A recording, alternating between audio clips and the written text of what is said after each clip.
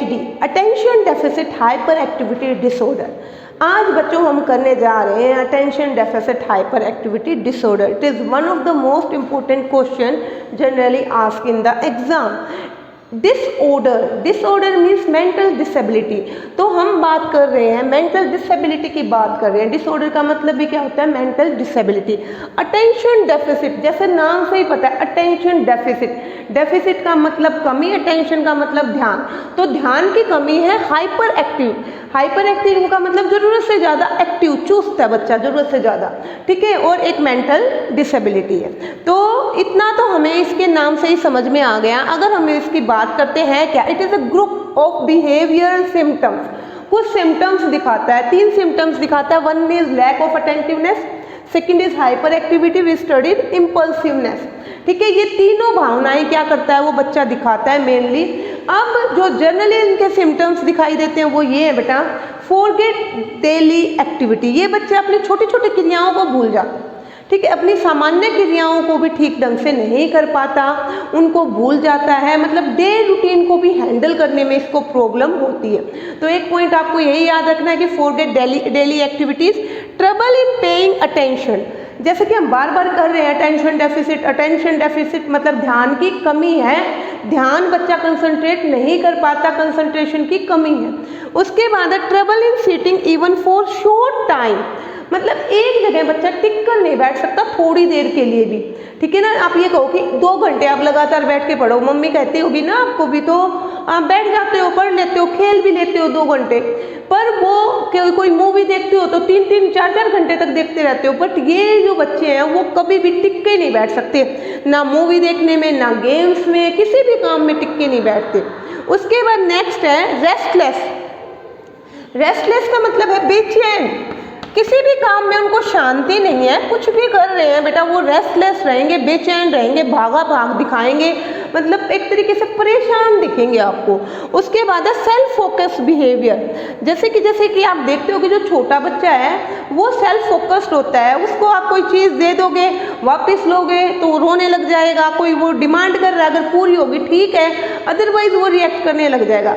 But जैसे जैसे वो थोड़ा बड़ा होता है वो देखता है कि ये मेरा ब्रदर है, वो चीज़ें शेयर करना सीखता है, ठीक है। बट ये बच्चे कभी भी ऐसा नहीं सीखते, इनका सेल्फ फोकस्ड बिहेवियर होता है, अपने आप को ज़्यादा इंपॉर्टेंस देते हैं, अपने लिए सोचते हैं, दूसरों के लिए नहीं सोचते हैं। तो सेल्फ फोकस, अपने आप पर केंद्रित बिहेवियर, व्यवहार है इनका।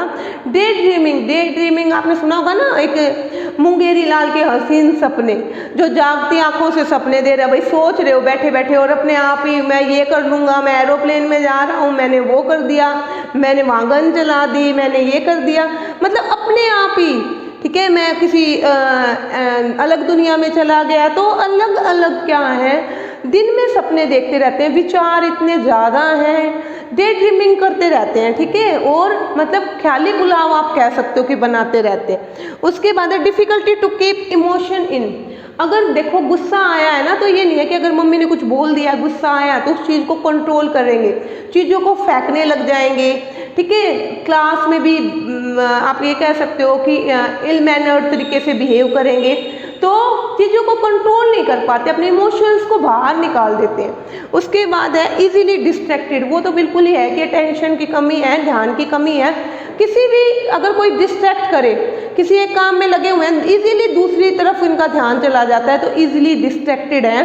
तो अब फिर से देखिए, डेली रूटीन्स, डेली एक्टिविटीज़ को भी ठीक से परफॉर्म नहीं कर पाते, ध्यान नहीं दे पाते, एक जगह बैठ के काम नहीं कर सकते, बेचैन होते हैं और अपने आप पे ज़्यादा फोकस करते हैं, दिन में सपने देखते हैं, डिफ़िकल्टी अपने इमोशंस को कंट्रोल नहीं कर पाते, इजीली डिस्ट्रैक्टेड। जितने भी मेंटल डिसऑर्डर है बेटा, एक बात बहुत इंपॉर्टेंट है कि वो अपने इमोशंस को कंट्रोल नहीं कर पाते, इजीली डिस्ट्रैक्टिव है। बहुत बार ये बच्चे क्या हैं, अपने घर पर भी नहीं रुक पाते और क्या करते हैं, घर से भाग जाते हैं। अब उसके बाद देखिए causes of ADHD। Causes of ADHD क्या है, आपको पता है कि सारे भी जितने भी डिसऑर्डर डिसेबिलिटीज़ हैं हेरिडिटी या जेनेटिक कोज है। तो यहाँ भी जन्मजात बच्चा लेकर पैदा हुआ है कोई डिसऑर्डर, ठीक है, उसका कारण कुछ भी हो सकता है कि वो जन्मजात क्यों लेकर पैदा हुआ, वो अलग पॉइंट है। तो एक तो हेरिडिटी से ही कि वंश से ही आया हो, बच्चा जन्म के साथ लेकर पैदा होता है। प्री मैच्योर बर्थ है, अगर किसी बच्चे का प्री मैच्योर बर्थ हो जाए, जैसे कि 9 मंथ में टाइम पीरियड है एक बच्चे के बर्थ का, पर ये क्या है बेटा, कई बार 6-7 मंथ तक में भी बच्चे पैदा हो जाते हैं, 8 मंथ में, तो प्री मैच्योर बर्थ की वजह से भी कुछ प्रॉब्लम हो सकती है। Later on we will discuss next low birth weight. जन्म होते ही बच्चे का वेट किया जाता है, क्यों किया जाता है, ताकि उसकी बहुत सारी बातें उसी से पता चल जाती हैं। अगर किसी बच्चे का जन्म के समय जो प्रिस्क्राइब डॉक्टर्स के द्वारा वेट है उससे कम वेट का बच्चा पैदा होता है, तो वो भी किसी न किसी डिसऑर्डर का शिकार हो सकता है। Lack of discipline in the family, हमारा एक परिवार होता है जिसका, जैसे कि हम कुछ गुण तो बेटा जेनेटिक लेकर पैदा होते हैं और कुछ हम सोसाइटी से सीखते हैं, ठीक है। जो पहला पार्ट है सोसाइटी का वो हमारी फैमिली है। अगर फैमिली में जैसे ज़्यादा तनाव है, माता पिता के ज़्यादा झगड़े हैं या कोई और इस प्रकार के लड़ाई झगड़े हैं, तो जिससे बच्चा क्या होता है, तनाव में रहता है और इस प्रकार के डिसऑर्डर का शिकार हो सकता है कि वो कंसंट्रेट नहीं कर पाता। तो discipline in the family it is also a necessary thing, ये भी कई बार बच्चों के आप कह सकते हो कि डिसऑर्डर के लिए रिस्पॉन्सिबल हो सकता है। ब्रेन इंजरीज और डिजीज़, या बच्चे को कोई ब्रेन इंजरीज लग जाती हैं किसी एक्सीडेंट में या किसी भी कारण से, या कोई ऐसी ब्रेन से रिलेटेड बीमारी हो जाती है, उससे भी बच्चा मतलब ADHD की तरफ डाइवर्ट हो सकता है। तो this is your ADHD complete topic. Now we will discuss about the next. हमारा नेक्स्ट टॉपिक है बेटा सेंसरी प्रोसेसिंग डिसऑर्डर, SPD या सेंसरी प्रोसेसिंग डिसऑर्डर, संवेदी प्रसंस्करण विकार। क्या कहा जाता है इसको, संवेदी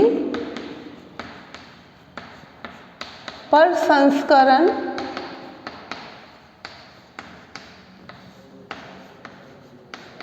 विकार।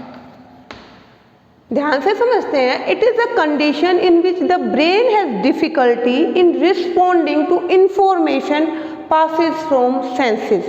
फिर से देखिए, इसमें एक ऐसी कंडीशन है बेटा जिसमें हमारे ब्रेन को प्रॉब्लम होती है किसमें, रिस्पॉन्ड करने में, किसी भी सिग्नल के प्रति रिस्पॉन्ड करने में क्या होती है, प्रॉब्लम होती है।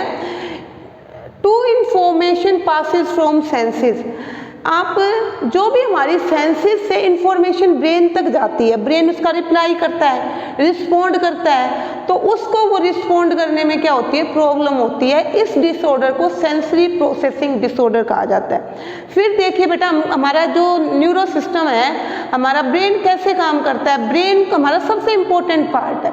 कैसे काम करता है, हमें कोई सिग्नल मिलता है, कोई स्टिमुलस है, स्टिमुलस हमारे सेंस ऑर्गन ऑब्जर्व करते हैं और फिर मैसेज देते हैं। किसको मैसेज देंगे, ब्रेन को।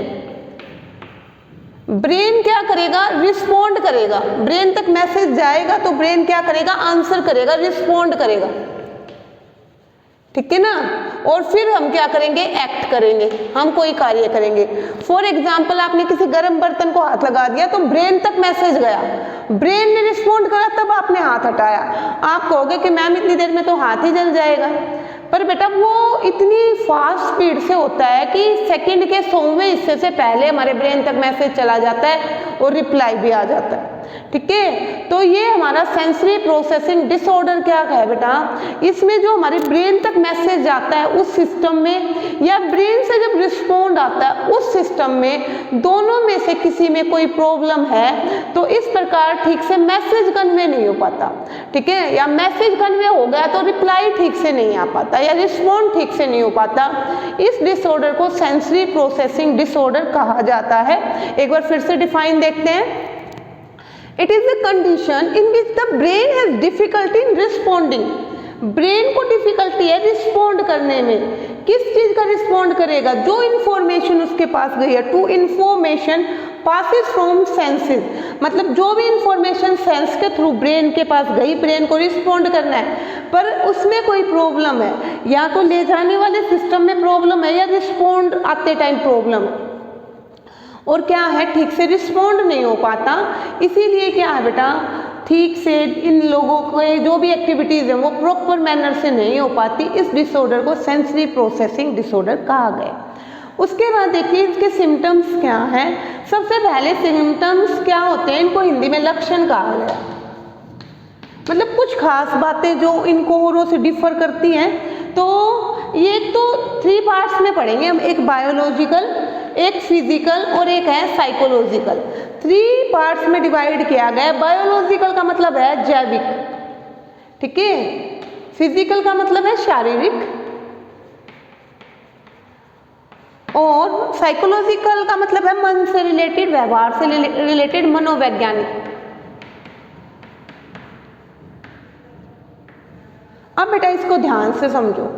Over sensitivity to sound and smell, these person are genetically over sensitivity, they have over sensitivity to sound and smell, मतलब आवाज़ को सुनने में बहुत सेंसिटिव है। जो आवाज़ किसी को भी नहीं सुन रही होगी वो भी ये सुन लेंगे। स्मेल को भांपने की जो इनकी क्षमता है ओवर सेंसिटिव है ये, मतलब थोड़ी सी आपको कई बार कोई स्मेल अच्छी नहीं लगती पर इनको अच्छी नहीं लगेगी तो बहुत ही इरिटेट हो जाएंगे, बर्दाश्त नहीं कर सकते। उसी प्रकार कोई स्मेल आपको कम आ रही है, इनको उसकी बहुत ज़्यादा फ्रेगनेंस आएगी। उसी प्रकार साउंड, मतलब जैसे ये चौक है ना, चलो चौक से तो क्या आवाज़ होगी, एक स्पून गिर गई टेबल से नीचे तो ये इतने डर जाएंगे, इतने घबरा जाएंगे, जैसे पता नहीं क्या कौन सा मतलब आप डिजास्टर, नेचुरल डिजास्टर हो गया वहाँ पे, ठीक है। पर इतनी, क्योंकि इनका जो सिस्टम है वो सेंसिटिव है किसके प्रति, साउंड के प्रति ज़्यादा और स्मेल के प्रति। कई बार कहते हैं कि थोड़ी सी आवाज़ होने से ये टेबल के नीचे छुप जाएंगे या ऐसे रिएक्ट करेंगे, पता नहीं कौन सा बड़ा बवंडर वहाँ पर आ गया, क्योंकि ये ओवर सेंसिटिव है। उसके बाद है don't engage in creative activity, जैसे कि क्रिएटिविटी में सब इंगेज हो जाते हैं। आप अगर आप बच्चों को लगाओगे तो ये बच्चे कभी इंगेज नहीं होते। मैम ड्राइंग करवा रही है क्लास में पर ये अलग बैठेंगे, ये कुछ नहीं करेंगे उस टाइम पे, अकेले मतलब लोनली रहना पसंद करेंगे, तो स्टे अलोन, ये अकेले रहते हैं। और क्रिएटिव वर्क में, ठीक है ना, क्रिएटिव वर्क में बिल्कुल भी इंगेज नहीं होते हैं। तो ये जेनेटिक है, मतलब जन्म से या उसके चाइल्डहुड में ये जो कैरेक्टर्स हैं इनके पहचाने जा सकते हैं। They are over sensitive to sound and smell, they want to live alone and they never engage in group activities और you can say creative activities. उसके बाद देखिए बेटा physical, bad posture and balance, चलते चलते गिर जाएंगे, कोई प्रॉब्लम नहीं है फिजिकली बेशक से, पर पोस्चर खड़े होने का और बच्चों का जैसे खड़े होने का पोस्चर है उससे बिल्कुल अलग होगा। और मतलब आप देखकर पहचान सकते हो कि पोस्चर में प्रॉब्लम है। पोस्चर का मतलब है हमारी पोजीशन एक तरीके से। तो इस प्रकार से इनका पोस्चर ठीक नहीं होता और क्या है, बैलेंस नहीं बना पाते अपनी बॉडी का ठीक से। Delayed motor control and motor development, सबसे पहले तो समझो कि मोटर डेवलपमेंट क्या होता है। Motor development is the development of different physical activities in your body. Motor development is the development of different muscles in your body, you can से like आपकी डिफरेंट एक्टिविटीज है, जंपिंग, रनिंग, थ्रोइंग, स्किपिंग, ये सारी आप कैसे करते हो, इनका डेवलपमेंट ही मोटर डेवलपमेंट कहलाता है। तो और बच्चों के मुकाबले इनका मोटर डेवलपमेंट कम होता है, ठीक है ना, डिफरेंट एक्टिविटीज़ में ये उतने इंगेज नहीं हो पाते, इनका मोटर डेवलपमेंट औरों के मुकाबले बेटा कम होगा। साथ ही साथ जब मोटर डेवलपमेंट कम होगा तो मोटर डेवलपमेंट कम होगा, डिलेड मोटर कंट्रोल, मतलब ये अपनी एक्टिविटीज़ को कंट्रोल भी नहीं कर पाते उतना, ठीक है, जितनी तेज़ी से हम कंट्रोल कर रहे हैं, हम जितनी मोटर एक्टिविटीज़ हैं, जैसे कि आपके सामने से कोई गाड़ी आ रही है, आप एकदम से हट जाते हो, बट इनका स्लो प्रोसेस है, आई बात समझ में। तो इनका मोटर कंट्रोल भी स्लो है, साथ ही साथ क्या है बेटा, मोटर डेवलपमेंट भी इनका क्या है, स्लो है। उसके बाद हम नेक्स्ट देखते हैं, इसमें आपका फिजिकल में बैड पोस्चर बताना है, आपको बैड बॉडी कंट्रोल बताना है, साथ में मोटर डेवलपमेंट भी स्लो है और साथ ही में क्या है, less motor development as compare to other children, और बच्चों के मुकाबले मोटर डेवलपमेंट कम होगा। अब उसके बाद है साइकोलॉजिकल को हम क्या कहेंगे, मनोवैज्ञानिक कहेंगे। इसमें सोशल आइसोलेशन, कोई भी डिसऑर्डर है बेटा, ये व्यक्ति समाज में रहना कम पसंद करते हैं, ये अकेले आइसोलेट हो जाते हैं एक तरीके से। अब सोशल, सामाजिक रूप से ये अलग थलग रहते हैं, दूसरे मतलब समाज में घुल नहीं पाते।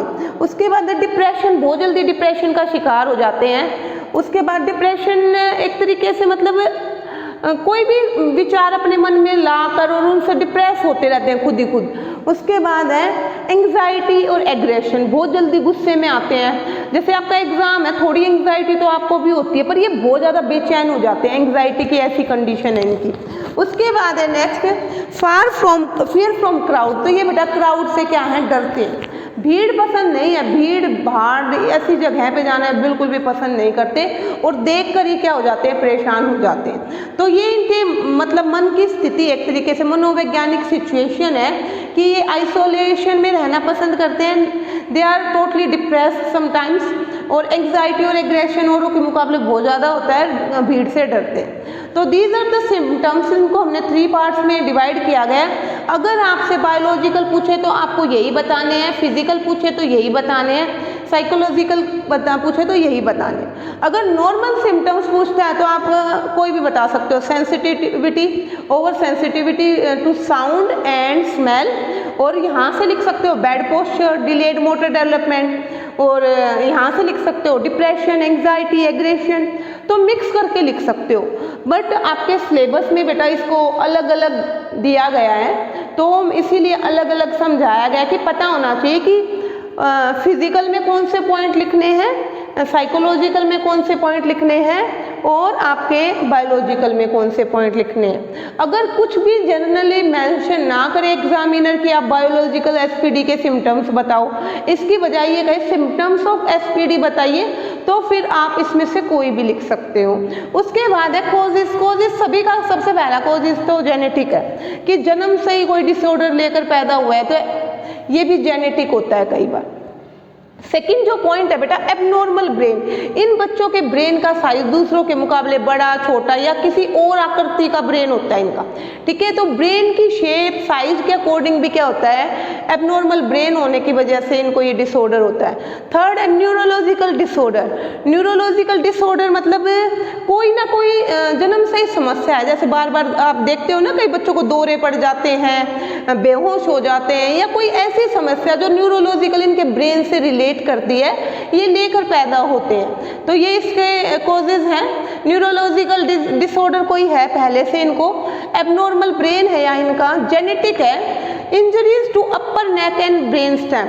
अपर नेक मतलब नेक का ऊपरी हिस्सा, और ये जो स्टेम, ये यहाँ की जो हमारी आप कह सकते हो कि इनकी जो हमारी स्टेम है, आप कह सकते हो जो हड्डी है, अस्थि है यहाँ पर, उसमें कोई चोट लगी हो तो उसकी वजह से भी एसपीडी हो सकता है।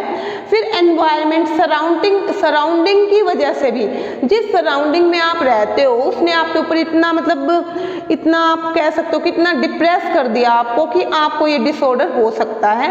साथ ही साथ फूड एलर्जी, फूड एलर्जीज हैं अगर आपको बहुत ज़्यादा किसी पर्टिकुलर खाने से लेकर बहुत ज़्यादा एलर्जीज है और वो एक्सट्रीम लेवल तक बढ़ जाए तो आप उस खाने से डरने लग जाते हो, या ये एलर्जीज कहीं ना कहीं क्या है, एसपीडी का कोज बन जाती हैं। तो दीज आर द कोजेज, एक बार फिर से चेक करते हैं। जेनेटिक है, जन्म से ही होता है। एबनॉर्मल ब्रेन, ब्रेन में आपके एबनॉर्मलिटीज हैं, ब्रेन का साइज है बड़ा छोटा। न्यूरोलॉजिकल डिसऑर्डर, इसमें क्या है, कोई दौरे पड़ना, इस तरह की पहले से ही कोई स्टैम, कोई चोट लगी है रीढ़ के यहाँ पे नेक में। एनवायरनमेंट भी फैक्टर है और फूड एलर्जीज भी फैक्टर हैं। और सिम्टम्स में बेटा over sensitivity to sound and smell, don't engage in social activities और you can say creative activities, socially isolate हैं। साथ ही साथ क्या है, डिप्रेशन का शिकार हो जाते हैं। एंग्जाइटी और एग्रेशन बहुत ज़्यादा है, भीड़ से डरते हैं। बैड पोस्चर है, बैड मोटर डेवलपमेंट भी आप कह सकते हो। This is all about the sensory processing disorder.